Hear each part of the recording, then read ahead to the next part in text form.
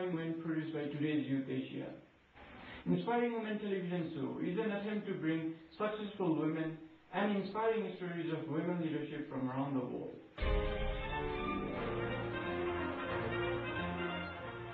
My name is Pankaj, and today we have the privilege of having with us Ms. Hillyard, who is currently the Community Relations Specialist in the Office of Mayor of Salt Lake County in Utah. Megan earned a bachelor's degree in English from Wheaton College. She is working under Mayor Peter Karoon. She works with constituents and local policymakers on issues ranging from community development to public safety. Today, this is such an honor and a privilege for me to sit and meet with you on this show. Today's Youth Asia has really done some amazing things. As you know, they've sponsored our trip to Nepal and allowed us to meet with a lot of your local government and experience a lot of the different communities in Nepal. And all I can say is that I'm extremely sad to leave tomorrow. I wish I could just stay a bit longer because my whole experience here has just been so wonderful. Before we launch into the questions, I thought I would just give you a little bit of background on myself. I have a little bit of a unique background, I think, different from some of the other politicians that you've talked to, because I'm quite new to government. I've only been involved for 2 years. I had big ambitions to be a big soccer football player when I was little, and I went away to university on a football scholarship. And as I was deciding what to do, I took a bachelor's in English, and from there I taught in Europe and really developed a strong love of traveling.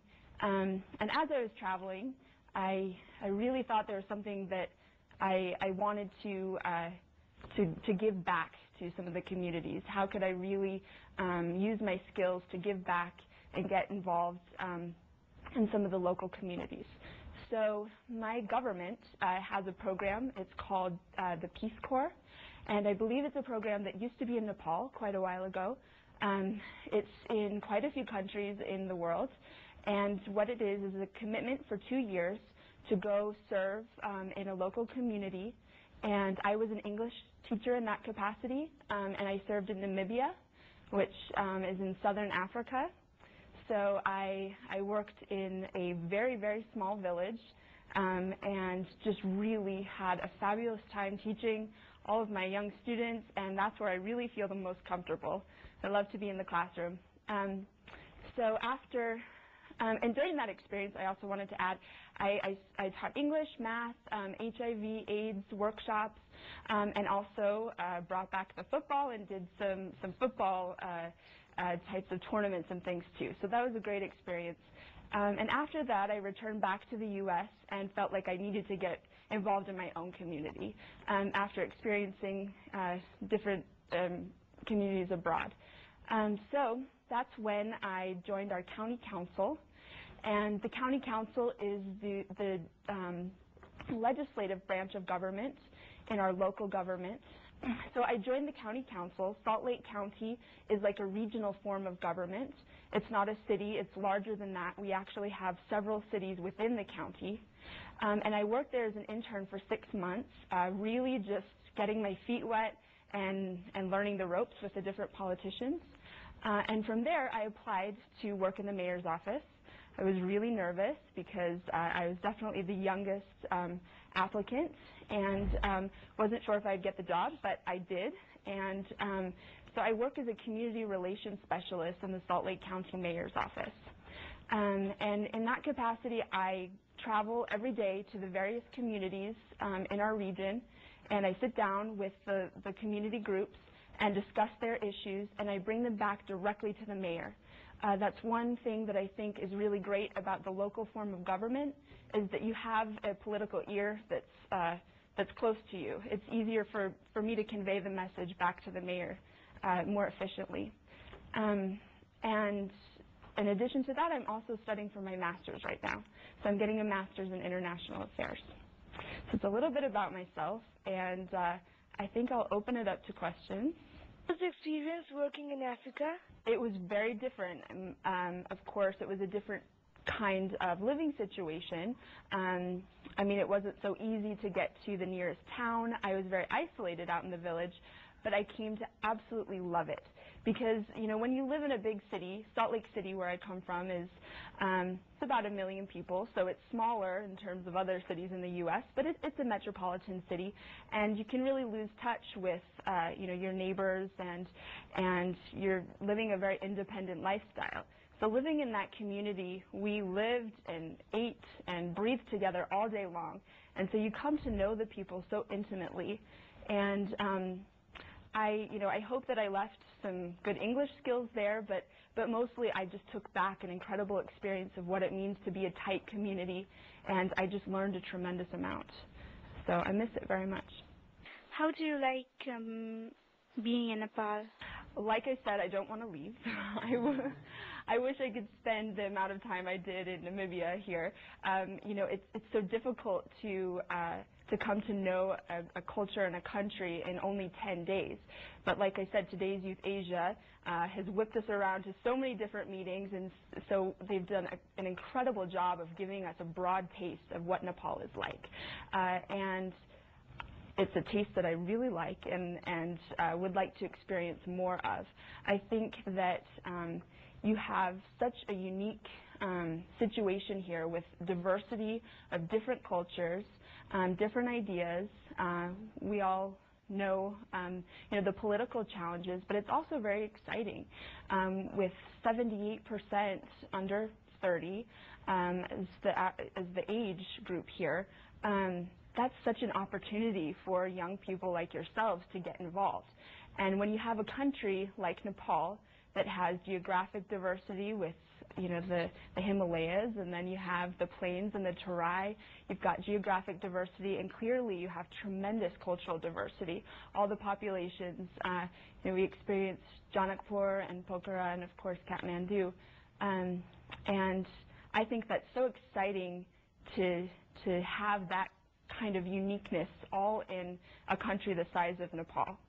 My community at home is, it's also got diversity, but not to the extent that you have here. And so there's tremendous possibility there. Because with diversity, I think, comes a lot of unique ideas and creative potential. You said that your aim as a kid, you wanted to be a soccer player. What inspired you to go on the road of politics? Yeah, because that's quite a leap, isn't it? From aspiring to be a football player to now joining politics. Well, one thing about soccer is that was football, that was my first community event that I was involved in. And I started playing when I was 5 years old, and I was the only girl on my team. And all the boys told me I couldn't play, but as a young kid, you all teased each other, and so they accepted me and knew that it was my absolute passion. So that community event gave me a sense of myself. It gave me a sense of involvement. I think participating in those kinds of community events, whatever your passion may be, I mean, if it's sports or art or whatever those kinds of creative outlets are, they really, encompass who you are as a person. And so starting at that very young age, it allowed me an opportunity to meet my peers and their parents and just be involved in this very rich culture. So I think that gives you a sense of community. So, like I said, between then and where I am now, I traveled and kind of kept that idea in mind, but always felt really grounded that I wanted to go back to the community and give back to the community. I think that it helped me develop as a woman to be involved in sports and, have the confidence to play with the best of them, because that's, what the ultimate aim is. So I think that that's the best tie-in with where I was then, which seems so far away from where I am now, but there is certainly a connection. How do you expect your career to turn out in these next 10 years? Wow, next 10 years. It just seems like a long time, because that's been a third of my life. That's a third of my life every 10 years. So 10 years, I will be just approaching 40, and with each decade, you certainly learn a lot. And I think I've made a big change in my life in the last couple of years getting involved in community development. I hope that I continue to do that in the future. I still have a strong passion for international affairs.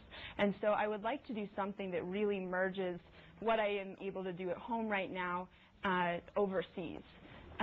So, like I said, I'm studying my master's at the moment, and you never know until you're finished with school exactly where that's going to take you. But my ultimate goal is to get involved in foreign relations, and I feel like I'm still deciding the best way to do that. I think that it's this, very important line to immerse yourself in culture and absorb all of it, but what works in the U.S. doesn't necessarily work in Nepal, and so, or Namibia. You have to be very sensitive to the things that are very similar and the things that are different. So if I can find a way to bring all of that together, then I would really like to continue to pursue a job in foreign relations. Being a woman, what were the obstacles that you faced in the initial stage of your political career? That's a good question, because we've been talking a lot about women's issues as we've traveled around Nepal the last week. And the first thing I want to say is that the issues that have come up, it has struck me that it's been more similar than different. To be a woman, there's still great challenges no matter where you are. And that has been the case in the U.S. to an extent. I feel like I've been lucky and had good supporters to just push me to put that idea aside that, someone might think that I can't do it just because I'm a different gender. But, if you go into a meeting and if you don't look, like a man, sometimes you're not accepted in the same way. And I think that what you do is you beat them at your own game. So you have to be a little bit more educated, or you have to be a little bit more read up on the subject. And you have to just be able to compete and just prove that person wrong if there's an obstacle. But I have to say there have been a lot of strong female role models in my life. When I was hired, I was hired by a deputy mayor who was a woman, and she had a long career in politics, and she really mentored me. And I think that is such a special thing to have someone who's had a long career and a great career, but they want to then give back and reach out to the young community to bring them up to that level. And so, despite the challenges, I feel like I was really lucky in having those kinds of role models and those people that would help me get to the position that I'm at. Have you ever felt a sense of inferiority among men working with them in the politics? Yeah. No offense to the men at the table, because I think that it's definitely more rare than common. I mean, we've all evolved globally. I think that, some places are maybe better than others, but it also is on an individual level. People accept you on an individual level, and that can vary from place to place. But certainly I've been in that kind of situation, and what it does to me is not knock me down, it makes me angry, and it makes me want to step up and show that I can do it. So if I feel in that kind of, like I'm in that kind of position, it makes me want to take the harder job on, so then I can show that I am capable of that. Because you are always in the position to educate someone else and say, make the statement that you are able to compete. What have you been able to give to the community? So there have been a lot of various community projects, and actually right after I began my job, we had quite a challenging situation develop. In one of the communities that I liaison with, we had a gang shooting, and it was a bunch of young men, and there was a 14-year-old boy who was killed, and it was a real tragedy for that community. And it was my first dealing with that kind of struggle. So we held a community meeting to reach out to the people to let them know that the government was there for them and that we wanted to address this issue. People were really fearful of how broad the problem was. You know, they didn't necessarily think that a gang shooting would happen in their community, but it did. And so we held a meeting where 800 people came out, which is a huge turnout in the community that I work for. We had parents come out and children and brothers and sisters, and everyone wanted to get involved. And I was really touched by that. And I think that there was some skepticism at first that, you know, the government was there because a tragic event happened, but what kind of follow-up are you going to do? Are you still going to listen to us tomorrow after we have this meeting? And so I didn't want to let the people down and think that we weren't going to have that follow-up afterward. So we had the initial meeting, and then I took key people, community leaders, leaders in some of the church groups, school groups, local politicians, and we all sat down. And we did this actually for a series of months. We ended up having 3 open houses, and it was tremendous how many people were involved in different kind of resource programs that could help. You know, a gang issue is not just about gangs. It's an education issue. Maybe the child doesn't have something to do after school, and so then they get involved in an activity that they otherwise wouldn't. It's a big picture, and I think it's really important to look at that big picture, to not, you know, have sort of the narrow view, because you might not get at the problem. So we asked parents to come and send in their comments, and we processed hundreds of different opinions about the problem at hand. And in the end, we formed a community mobilization partnership made up of the local politicians, also parents, and youth as well, some students that were in the school that were really leaders there. And everyone had an equal seat at the table, and it's turned into a real support group for that community that I hope that we're going to model in other areas. So that's one of the big things that we've done. Sort of on a lighter note, we also have tremendous environmental problems in Salt Lake City. The valley of Salt Lake County is actually similar to Kathmandu in that there are big mountains surrounding the valley. The Rocky Mountains, you've probably heard. And it basically sucks the air down, and so we have really awful pollution. And it's unfortunate because, of course, similar to here, people come to experience the mountains, and it's a real recreation type of destination. And so we're trying to work on some environmental issues. We have someone who specializes in that, but the community, again, wanted to get involved. And so we have put together a bicycle advisory board.